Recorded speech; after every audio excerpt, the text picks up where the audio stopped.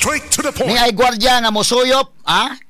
Mosuyop daan og drugs una pa mahigala mo duty aron kuno nga kaling nga follow siguro sa stambag ni Marvel nga suyop lang gamay haron nga mo taas-taas imong oras nga magadi ka magduka.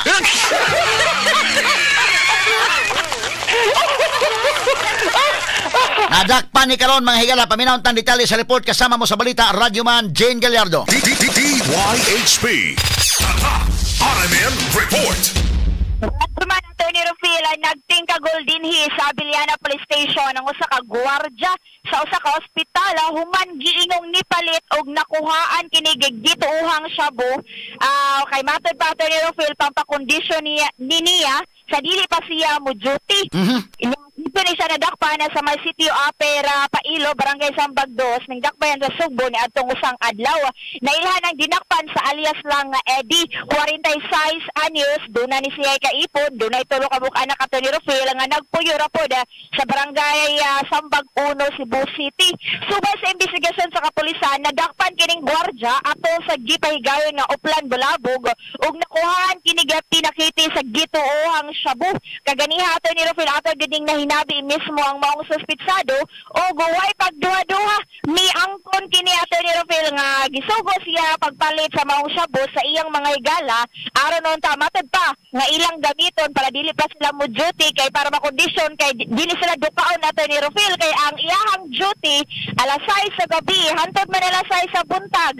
Iyahan yung pagpakondisyon Attorney Rufil nga dili unta siya dukaon wala siya duha-duha nga ni angkon gid Attorney Rufil sa maong sa laod.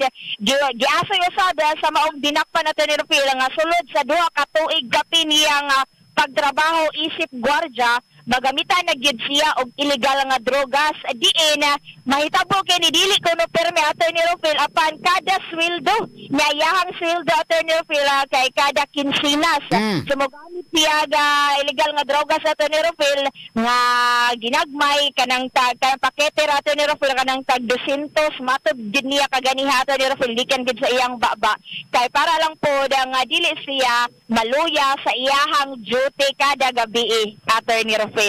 So far mao na ang iyahang gisaysay ning maong sa laod nga gihapak batok ni Attorney Rufil og giangkon gid kana sa maong suspitsado.